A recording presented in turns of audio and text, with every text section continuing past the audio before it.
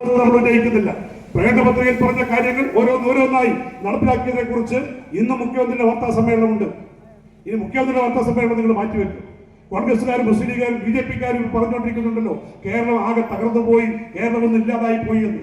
B J പിയുടെ കേന്ദ്ര government സാമ്പത്തിക ഉപരോധം ഏർപ്പെടുത്തിക്കൊണ്ട് ഈ ഗവൺമെന്റ് ജനവിരുദ്ധമാക്കി മാറ്റാൻ വേണ്ടി തുടർച്ചയായി നിങ്ങൾ ജനാധിപത്യ വിരുദ്ധമായി, ഭരണഘടനാ വിരുദ്ധമായി, ഫെഡറൽ തത്വങ്ങൾക്കെതിരെ ഈ കേരളത്തിലെ ഗവൺമെന്റിനെ പ്രയാസപ്പെടുത്തുകയാണ്.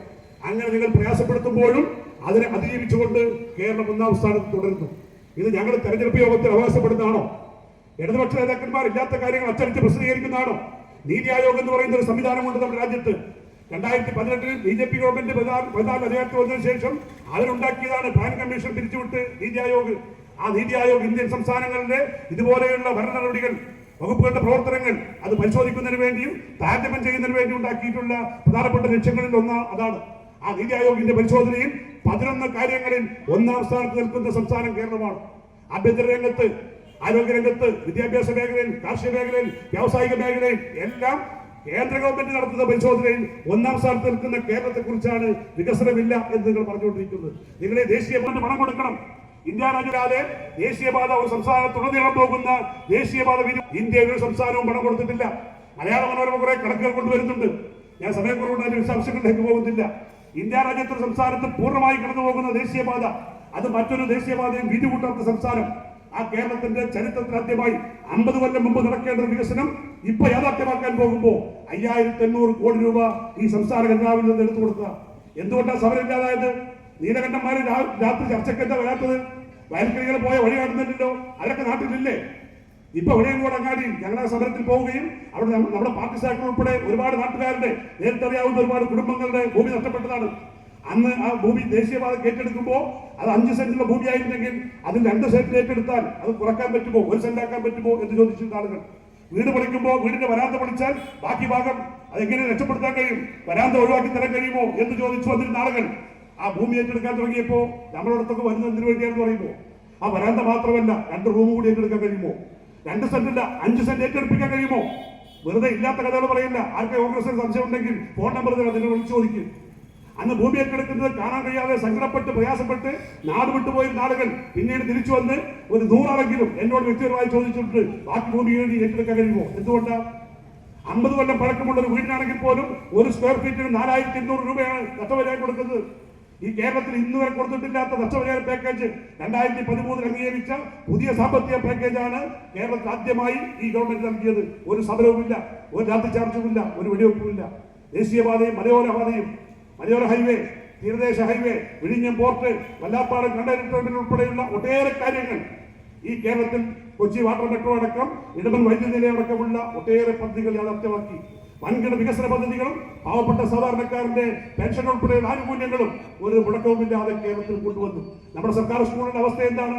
ഈ പൊന്നാനി മണ്ഡലത്തിലൊക്കെ വന്നു നിന്നിട്ട് ഏതെങ്കിലും നാട്ടുകാർക്ക് ചോദിക്കാം, വേറെ എവിടെ വന്ന ആളുകൾക്ക് ചോദിക്കാം, പൊന്നാനിക്കാർക്ക് ചോദിക്കാൻ കഴിയുമോ, മാറഞ്ചേരിക്കാർക്ക് ചോദിക്കാൻ കഴിയുമോ? ഇവിടെ 25 കൊല്ലമായി വികസനമില്ല, കഴിഞ്ഞ 10 വർഷക്കാലമായി വികസനമില്ല എന്ന് ആരെങ്കിലും പറഞ്ഞാൽ അവർക്ക് നല്ല കാഴ്ചയുള്ള കണ്ണട വാങ്ങി കൊടുക്കണം.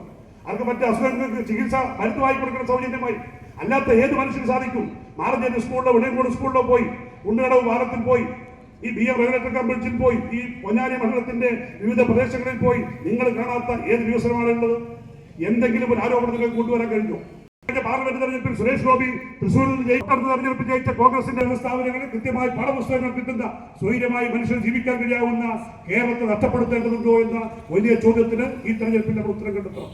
ഇപ്പോൾ പൊന്നാനിയുടെ കാര്യം കൂടി പറഞ്ഞ് അവസാനിപ്പിക്കുക. VK സക്കീറിനെ സ്ഥാനാർത്ഥിയാക്കിയപ്പോൾ ചില മാധ്യമങ്ങളിലും സോഷ്യൽ മീഡിയയിലും ഒക്കെ ഇദ്ദേഹത്തിന് ഒരുപാട് ചുമതല കിട്ടിയില്ലേ എന്നാണ് ചോദിച്ചുകൊണ്ടിരിക്കുന്നത്. എന്തോ വലിയ അപരാധം ചെയ്തതുപോലെ, എന്തോ കേസിന് പ്രതിയായിട്ട് വല്ല പെണ്ണ് കേസിലോ ക്രിമിനൽ കേസിലോ പ്രതിയായി ജയിലിൽ കിടന്നതുപോലെയാണ് ചോദിക്കുന്നത് കോൺഗ്രസ്സുകാർ. ഇദ്ദേഹത്തിന് ഒരുപാട് അവസരം കിട്ടിയില്ലേ? എങ്ങനെയാണ് ഒരുപാട് അവസരം കിട്ടുക?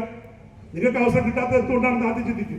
ഒരവസരം കിട്ടിയാൽ അത് ചെറുതായാലും വലുതായാലും ആ അവസരം എങ്ങനെ വിനിയോഗിക്കുന്നു, ആ കാലഘട്ടത്തിൽ എങ്ങനെ പ്രവർത്തിക്കുന്നു, അത് പൊതുസമൂഹത്തിൽ എങ്ങനെ അഭിപ്രായം ഉണ്ടാക്കുന്നു, അതാണ് പരിഗണിക്കുന്നത്.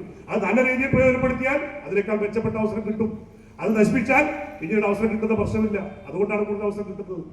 MK സക്കീറിന് മാറഞ്ചേരിയിലും പൊന്നാനിയിലും പെരുമ്പടപ്പിലും ആർക്കെങ്കിലും പരിചയപ്പെടുത്തണോ? വിദ്യാർത്ഥി രാഷ്ട്രീയ പ്രവർത്തന കാലഘട്ടം തുടങ്ങി ഏതാണ്ട് 10-40 വർഷക്കാലമായി ഈ പൊന്നാനിയിലെ സജീവമായ രാഷ്ട്രീയ രംഗത്തുള്ള സഖാവല്ലേ. അദ്ദേഹം വക്കം ബോർഡിന്റെ ചെയർമാനാണ്, സജീവ രാഷ്ട്രീയത്തിൽ കഴിയില്ല.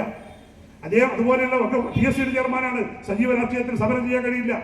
അദ്ദേഹം കോടതിയിലെ ഗവൺമെന്റ് പ്രോസിക്യൂട്ടറായി പ്രവർത്തിക്കുന്നു. സജീവ രാഷ്ട്രീയത്തിൽ ഇറങ്ങാൻ കഴിയില്ല. അങ്ങനെയുള്ള ചുമതലകൾ വഹിക്കുന്നത് പാർട്ടി ഏൽപ്പിക്കുന്ന, മുന്നണി ഏൽപ്പിക്കുന്ന ചുമതലയാണ്. അതല്ലാതെ ആളുകൾക്ക് കൊടുക്കുന്ന അവസരമായിട്ടല്ല. ഒരു ചുമതല ഉത്തരവാദിത്തം ഏൽപ്പിക്കേണ്ട ആളുകൾക്ക് അത് കൂടുതൽ മെച്ചപ്പെട്ട രീതിയിൽ. ഇപ്പൊ ഷക്കീർ ചെയർമാനായിരിക്കുന്ന സമയത്തല്ലേ വഖഫ് ബോർഡിൽ വലിയ വിവാദങ്ങൾ ഉണ്ടായത്. ഈ മുനമ്പ് ഭൂമി ഉൾപ്പെടെയുള്ള വിഷയങ്ങൾ എത്ര വലിയ അപകടകരമായ സാഹചര്യം ഈ കേരളത്തിൽ ഉയർന്നു വന്നു. ഏതെങ്കിലും ഒരു ഇരിക്കേണ്ട ചാനലുകളുടെ, പത്രങ്ങളുടെ സർവേ കണ്ട് ആരും വ്യാകുലപ്പെടേണ്ടതില്ല. മലയാള മനോരമയുടെ സർവേ വീണ്ടും നമ്മൾ കണ്ടുകൊണ്ടിരിക്കുകയാണ്. മലയാള മനോരമ 1957 മുതലുള്ള തെരഞ്ഞെടുപ്പിൽ എപ്പോഴെങ്കിലും ഇടതുപക്ഷം ജയിക്കും, കമ്മ്യൂണിസ്റ്റുകാർ ഭരിക്കും എന്ന് ഈ കേരളത്തിൽ പറഞ്ഞിട്ടുണ്ടോ? 2020 തെരഞ്ഞെടുപ്പ് കാലത്ത് എന്താണ് മലയാള മനോരമയുടെ സർവേ? അത് 90 സീറ്റാണ് UDF കൊടുത്തത്. ഇപ്പൊ 78 വരെയൊക്കെ പറഞ്ഞ് നിർത്തിയിട്ടുണ്ട്. മനോരമയ്ക്ക് നേരമെടുത്തു എന്ന് തോന്നുന്നു. അങ്ങനെ സർവേകളൊക്കെ ജനങ്ങൾ. അങ്ങനെയാണെങ്കിൽ 2020 തെരഞ്ഞെടുപ്പിൽ ഇടതുപക്ഷം കേരളത്തിൽ ജയിക്കില്ല. പഞ്ചായത്ത് തെരഞ്ഞെടുപ്പിൽ വിജയം ഉണ്ടായി എന്നാണ് UDFകാർ അവകാശപ്പെട്ടുകൊണ്ടിരിക്കുന്നത്. പഞ്ചായത്ത് തെരഞ്ഞെടുപ്പിൽ ഇതിനേക്കാൾ വലിയ വിജയം 2010 നിങ്ങൾക്കുണ്ടായിട്ടുണ്ട്. 14 ജില്ലാ പഞ്ചായത്തിൽ 11 നിങ്ങൾ ഭരിച്ച സമയമാണ്. 65% ത്രിതല പഞ്ചായത്തുകൾ നിങ്ങൾ ഭരിച്ച സമയമാണ്. 2011 നിയമസഭാ തെരഞ്ഞെടുപ്പ് വന്നപ്പോൾ LDF UDF തമ്മിൽ 2 സീറ്റിന്റെ വ്യത്യാസം. അതല്ലേ കേരളം? പാർലമെന്റ് തെരഞ്ഞെടുപ്പിൽ നിങ്ങൾ 2019 ജയിച്ചില്ലേ? മലയാള മനോരമ പിറ്റേ ദിവസം കൊടുത്ത കണക്ക് 116 സീറ്റിൽ ഐക്യമുന്നണി UDF ലീഡ് ചെയ്യുന്നു. ആ വാർത്ത കേട്ടുകൊണ്ട് രമേശ് ചെന്നിത്തല മുഖ്യമന്ത്രി, കുഞ്ഞാലിക്കുട്ടി ഉപമുഖ്യമന്ത്രി എന്തൊരു തള്ളായിരുന്ന മന്ത്രിമാരെ തെരഞ്ഞെടുക്കാൻ സ്റ്റാഫിലേക്ക് ആളുകൾ തീരുമാനിക്കുന്നു, കോർപ്പറേഷൻ തീരുമാനിക്കുന്നു. ഒരു വർഷം കഴിഞ്ഞ് തെരഞ്ഞെടുപ്പ് വന്നപ്പോൾ എന്താ സ്ഥിതി? 91 സീറ്റ് ഉണ്ടായിരുന്ന ഇടതുപക്ഷത്തെ 99 സീറ്റ് നൽകി കേരളത്തിലെ ജനങ്ങൾ ജയിപ്പിച്ചു.